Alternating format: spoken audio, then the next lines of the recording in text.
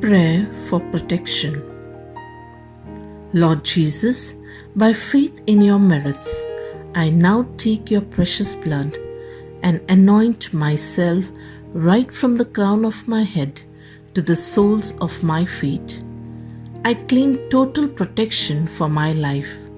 No weapon that is formed against me shall prosper, and every tongue which rises against me in judgment I do condemn.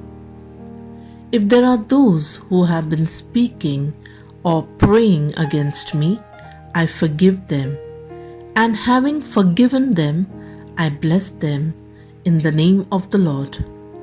Lord Jesus, protect me today from all evil, sin, temptations, Satan attacks, afflictions, fear of darkness, fear of man, sickness, disease, doubts, anger, accidents, calamities, and from all that is not of thy kingdom. Amen.